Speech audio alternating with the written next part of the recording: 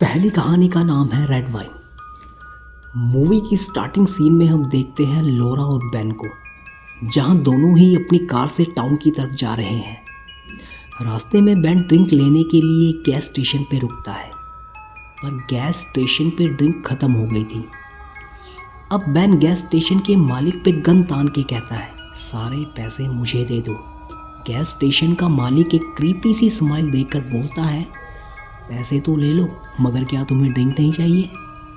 ये बात सुनकर बेन कहता है, तो ड्रिंक कहीं छुपा के रखी है क्या? तो शॉप का मालिक उसे बताता है, उनके टाउन में एक बार है जहाँ एक ऐसी रेड वाइन मिलती है जिसका टेस्ट तुम जिंदगी भर नहीं भूलोगे। वो उन्हें टाउन का एड्रेस दे देता है। बेन सारे लूटे हुए पैसों को लेकर कार की तरफ चलने लगता है, पर अब वो देखता है कार में लोरा नहीं थी। वो लोरा को आवाज़ लगाता है, बट लोरा नहीं मिलती। थक कर वो कार में बैठ जाता है और उस टाउन की तरफ निकल जाता है। देख रहे हो, गर्लफ्रेंड गुम हो गई है मगर इसे ड्रिंक की पड़ी है। वो टाउन में जैसे ही पहुंचता है, वहाँ का शेरिफ उसको रास्ते में रोक कर पूछता है, तुम इस टाउन के तो नहीं लगते, तुम यहाँ क्या कर रहे हो? वो अपनी गन को छुपाते हुए कहता है, मुझे टाउन में बने बार में जाना है। तो शेरिफ भी उसके पीछे चल दिया, उसे रास्ता बताते हुए बार में पहुंचाने के लिए। बट जब वो बार में पहुंचता है तो देखता है बार बड़ा अजीब सा था, मानो सालों से इस बार में कोई आया ना हो। ये देखकर उसे बहुत गुस्सा आ रहा था। शेरिफ उसे बताता है, ये बार साल में 3 बार ही खुलता है, तुम लकी हो जो इस बार में हो। बेन बोलता है, यहाँ सिर्फ वाइन ही मिलती है या खाने में कुछ और भी? शेरिफ उसे स्माइल कर कर बोलता है, बहुत कुछ, तुमने ऐसा फूड कभी खाया नहीं होगा। बेन काउंटर में जाता है जहां उसे वो एक रेड वाइन ऑर्डर करता है। ड्रिंक उसके टेबल में आते ही सभी लोग उसकी तरफ अजीब सी निगाहों से देखने लगते हैं। Drink it, drink it, drink it बोल के सभी चीखने लगे। उसे कुछ समझ नहीं आ रहा था। बेन डरने लगा। बेन ने अपनी ड्रिंक को नीचे रखते हुए बाहर की तरफ जाने की कोशिश करी। तभी शेरिफ उसके रास्ते में आकर उसे रोक कर बोलता है, यहाँ से बिना पिए आज तक कोई नहीं गया, तुम्हें ये ड्रिंक तो लेनी ही होगी। बेन देखता है उसकी ड्रिंक का कलर रेड था। यस, क्योंकि वो था ब्लड, और किसी और का नहीं, लोरा का। उसे वो गैस स्टेशन का मालिक भी वहाँ दिखाई देता है, जो उसकी तरफ लोरा की कटी हुई फिंगर्स का सलाद बनाकर लेकर आ रहा था। ये देखते ही बेन तेजी से रोने लगता है। वो बताता है, ये बार तुम जैसे गुंडों के लिए ही बना है, और यहाँ पे तुम जैसे गुंडों को डिश मिलती है बिल्कुल फ्री में। और हो भी क्यों ना, क्योंकि इस बार में जो खाना बना था उसका मेन मेन्यू बेन और लोरा ही थे। बेन को सब पकड़कर ड्रिंक पिला देते हैं, और इसी के साथ सीन शिफ्ट होता है गैस स्टेशन पर, जहां उसके मालिक को कुछ गुंडे लूट रहे थे। और बूम, इसी के साथ ये कहानी होती खत्म। आखिर बेन को उसकी वाइन मिल ही गई, वो भी एक्स्ट्रा रेड। अब बारी है सेकंड कहानी की, जिसका नाम है क्रीपी बॉक्स। तो मूवी की स्टार्टिंग में हम देखते हैं ली, जो कि किसी क्रीपी से बॉक्स को लेके जा रहा है। अब इस बॉक्स में क्या है वो तो हम देख नहीं पाते, पर जो भी है वो अच्छा तो बिल्कुल नहीं है। ली इस बॉक्स को ज़मीन पे गाड़ रहा था, पर अचानक से वहाँ एक डॉग आ जाता है जो उस पे हमला कर रहा था। ली अपनी जान बचा के वहाँ से भाग जाता है बिना बॉक्स को गाड़े। अगले सीन में हम देखते हैं कुछ दोस्तों का ग्रुप जंगल में हाइकिंग करने जा रहे हैं, जहां टीम में है रॉकी, मलीशा, बेथ और एक डॉग जिसका नाम है ब्रूनो।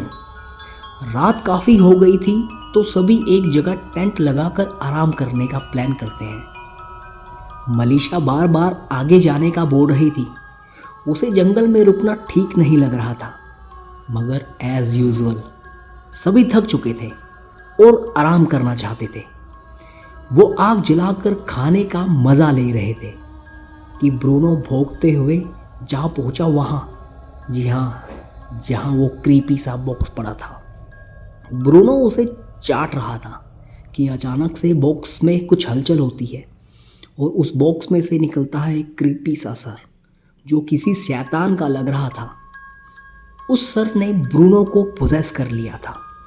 अब ब्रूनो भौंकते हुए टेंट की तरफ भाग रहा था। मलीशा को लगा उसे भूख लगी है। वो उसे खाने के लिए चिकन का टुकड़ा देती है, पर उसे तो खाना था इंसानी मांस। उसने मलीशा को कच्चा चबा लिया। वो तड़प तड़प के वहीं पे अपनी जान दे देती है। और ये सब देख रहा था रॉकी। उसका तो मानो डर से बुरा हाल था। उसका दिल मुंह में आ चुका था, बट वो जल्दी से वहाँ से भाग जाता है और बेथ को कहता है ब्रूनो पागल हो गया है, हमें जल्दी से यहाँ से निकलना होगा। पर बेथ को अभी भी जंगल में आगे जाना था। देख रहे हो, जान पर बनाई है, पर हाइकिंग का मज़ा ज़रूरी है। रॉकी अपनी गन को लोड कर रहा था, पर बेथ कहती है ब्रूनो ऐसा नहीं कर सकता, वो बहुत ही शांत लोग हैं। बेथ को ब्रूनो की आवाज़ सुनाई देती है, जैसे कि वो दर्द में चिल्ला रहा हो। बेथ उसकी तरफ भागी चली जाती है। रॉकी बेथ को रोकने के लिए बोलता है। रॉकी बेथ को लगातार रोकने के लिए बोलता है, पर बेथ भागने लगती है और ब्रूनो उसके पास बढ़ता चला आ रहा था। जैसे ही बेथ वहाँ पहुँचती है, वो देखती है ब्रूनो और मलीशा की लाश एक साथ पड़ी थी। उसे लगता है ब्रूनो मर चुका है, पर ब्रूनो अभी भी जिंदा था और सांसें ले रहा था। बेथ को लगता है ब्रूनो और मलीशा पे किसी जंगली जानवर ने अटैक किया है, बट रॉकी ब्रूनो पे गन तान देता है, क्योंकि उसने तो ये देखा था कि ब्रूनो ने ही मलीशा को मारा है। बट बेथ सामने आकर खड़ी हो जाती है। यहाँ से सर्वाइवल होता है शुरू। और कहानी में हम देखते हैं प्लॉट ट्विस्ट को। वो जो बॉक्स था उसमें सर था बेथ की मॉम का, और वो उसे लेके यहाँ पे आई थी। ये फैमिली एक कल्ट को मानते हुए शैतान की पूजा करती थी, बट ली को अचानक इन सब से बुरा लगने लगा था। उसने रिचुअल को पूरा होने से पहले ही रोकने की कोशिश करी, जिसमें उसकी माँ की जान चली गई। अब मैं आपको बताता चलूँ कि इसमें जो ली है वो बेथ का ही भाई है, और बेथ अपने सभी दोस्तों को उस जंगल में उस बॉक्स की तलाश में ही लेकर गई थी। कहानी की स्टार्टिंग में हमने देखा था कि किस तरह बेथ सभी को जंगल के और अंदर जाने के लिए कहती है, क्योंकि उसका मकसद था इस बॉक्स को ढूंढना, और ब्रूनो की मदद से उसने बॉक्स को ढूंढ भी लिया। अब ये सुनकर रॉकी उस पर गोली चला देता है, पर बेथ को कोई असर नहीं होता, और बूम, रॉकी का भी काम तमाम। लास्ट सीन में हम देखते हैं कि ब्रूनो ली के घर के बाहर खड़ा था और ली उसे देखता है, जो कि किसी सदमे से कम नहीं था, क्योंकि ब्रूनो काफ़ी साल पहले ही मर चुका था। और यहाँ से होती है कहानी ख़त्म। तो दोस्तों, अगर आपको हमारी ये कोशिश पसंद आई हो तो सब्सक्राइब कीजिए, लाइक कीजिए और शेयर कीजिए, और ऐसी ही रोचक कहानियों को सुनने के लिए बने रहिए हमारे चैनल के साथ।